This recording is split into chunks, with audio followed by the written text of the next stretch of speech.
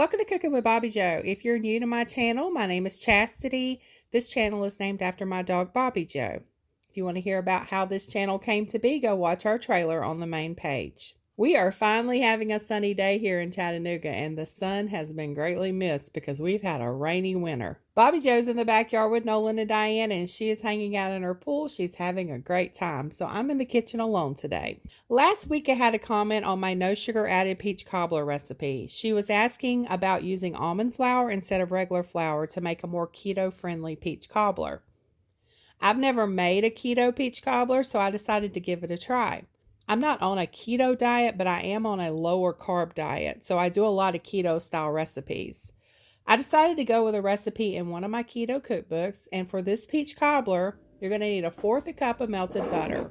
I'm going to place this on the stove and let it melt while I show you the rest of the ingredients. We're also going to need 1 large egg, 1/4 teaspoon of xanthan gum. This works as a thickener, and it's like a cornstarch substitute.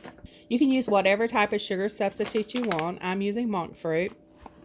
You need 3 tablespoons of this for the filling and 1/4 cup for the biscuit topping. You're also going to need 3/4 cup of heavy whipping cream, 1/2 cup of coconut flour,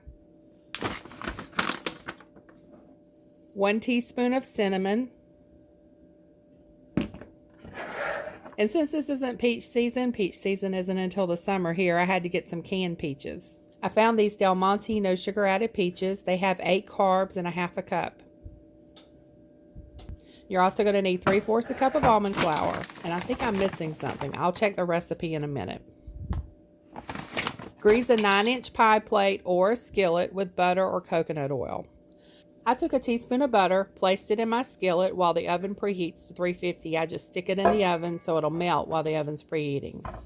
The oven is now preheated and my butter has melted, so I'm just going to take a basting brush and make sure the skillet is covered with the melted butter. Next, get a mixing bowl. Drain the 2 cans of peaches and pour them in the bowl. Add 3 tablespoons of sugar substitute.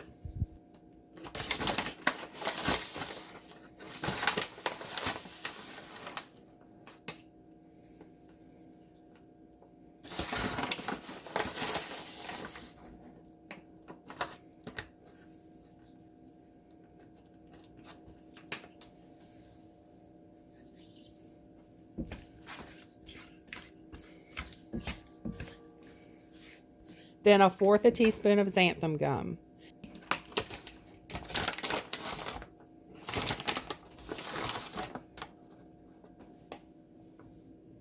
And I'm trying to show you what this looks like. The sun's shining through my window this time of day, so it's throwing my lighting off. You can leave the xanthan gum out if you don't have it, but it won't be thick. It will be more watery.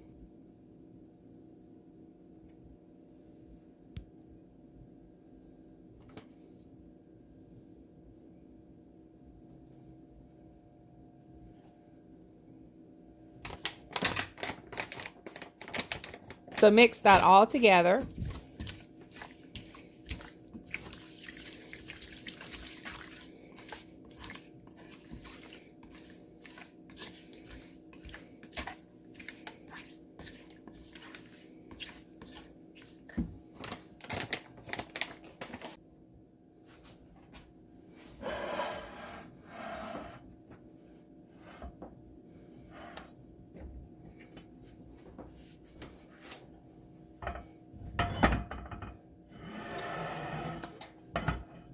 And next pour it in the skillet.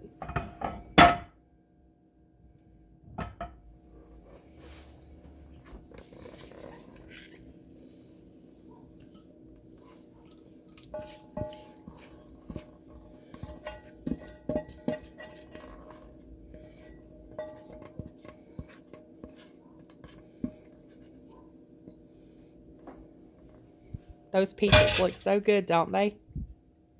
I'm originally from the peach state, and I miss having peaches in my yard.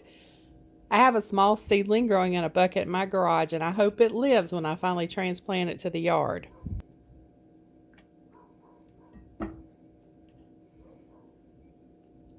Okay, I rinsed out the bowl. Now I'm going to mix the dry ingredients. Add in the almond flour,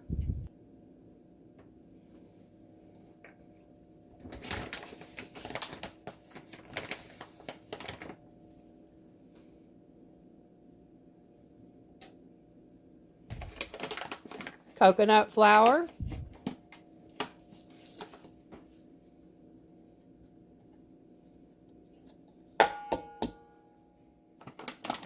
oh, here's the ingredients I forgot. 1/4 teaspoon of salt,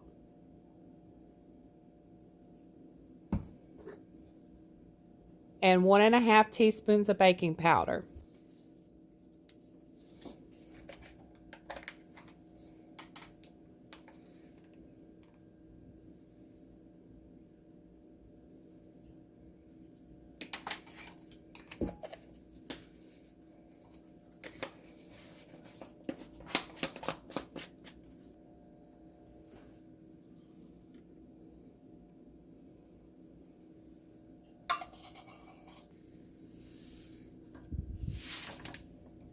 Then add in whatever sugar substitute you're using.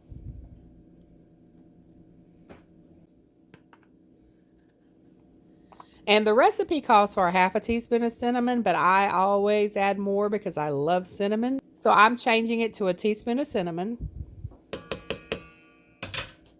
And mix all that together. I have a dog on the floor over here snoring. It's Jack. Jack's over here snoring. So if y'all hear snoring in the background, it's not my husband, it's the dog. Okay, let me go get a bowl to beat the egg in.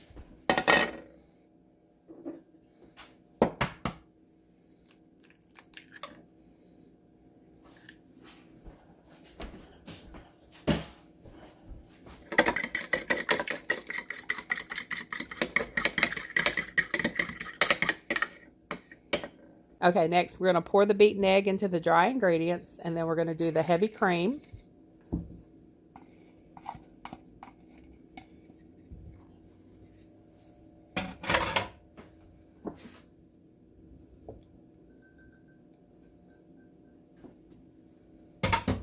And the melted butter. And if you're doing dairy-free, then you can use coconut oil instead of butter, and you can try almond or cashew milk instead of heavy cream.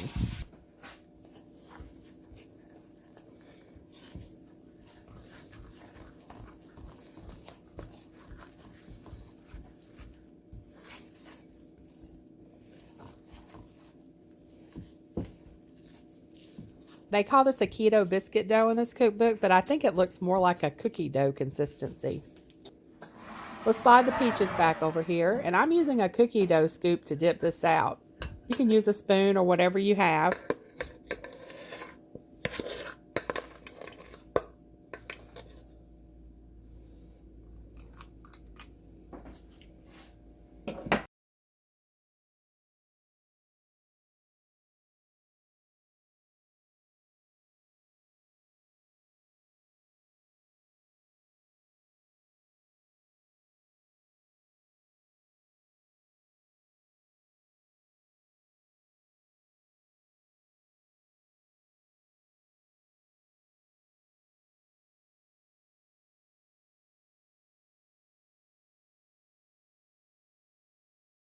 The oven's already preheated to 350 degrees, so I'm just going to bake this for 30 minutes.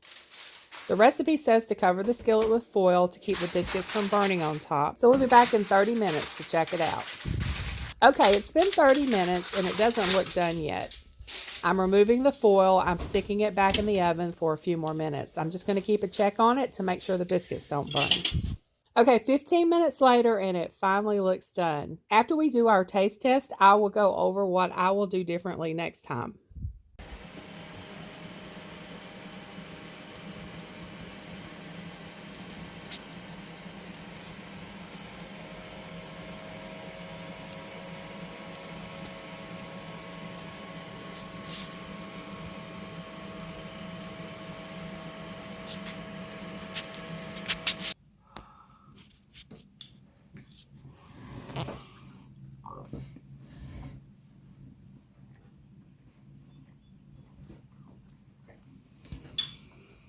It's draining off the side of the bowl.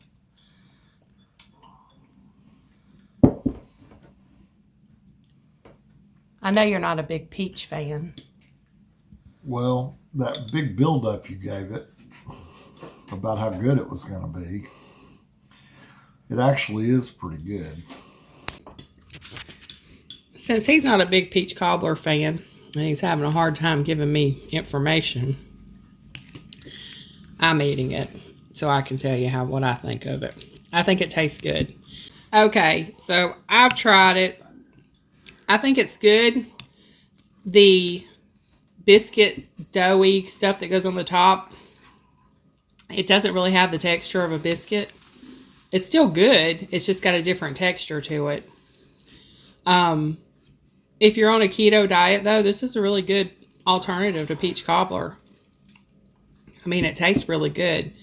It's just the texture of the, I don't know if Steve called it a cookie, biscuit, whatever it is. It tastes good, especially with a scoop of that keto ice cream on top. The peaches are really good too. So I say it definitely gets the Drool-worthy stamp of approval, especially for people on keto diets that never get to have anything like a cobbler. I bet this would be good with blueberry. What I would do different next time is I would use a smaller scoop.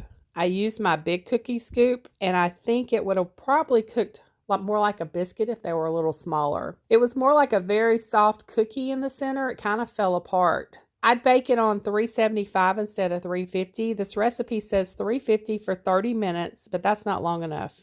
At least it's not with my oven, and my oven is usually right on. I removed the aluminum foil from the top at 30 minutes, and then I baked it an additional 15 minutes. When I make regular biscuits, I usually cook on 450 degrees, and they're browned in 10 minutes. Next time I will try 375 degrees. I will remove the foil at the 20-minute mark, and then I would let it cook for a total of 35 minutes altogether. But if you stick with this recipe, the cooking time will be more around 45 minutes. Just keep an eye on your biscuits after you remove the foil. The cobbler is Drool-worthy, and the xanthan gum thickened it up nicely. You can serve keto ice cream or sugar-free whipped topping on top. I have a recipe for both that I will link here and below in the video description. It's a delicious treat for those of us that can't have sugar and carbs. I have several do-it-yourself projects I need to start. My first will be a way to store my cast iron in my small kitchen. Hopefully my idea works. We shall see in the upcoming weeks. I'm also participating in Marching In with Casseroles 2023 collaboration hosted by Greg's Kitchen. Go check out his channel and all the other participants in this collaboration for a chance to win a $100 Amazon gift card. My casserole video will post on March 17th. There is a new casserole video posting every day this month. You have to subscribe to the channels, comment on the videos to be entered for the prize drawing. Well, that's all for now. Thanks for watching. As always, don't forget to subscribe for more do-it-yourself projects, gardening, bird videos, and Drool-worthy human and doggy treat recipes. Y'all have a blessed day.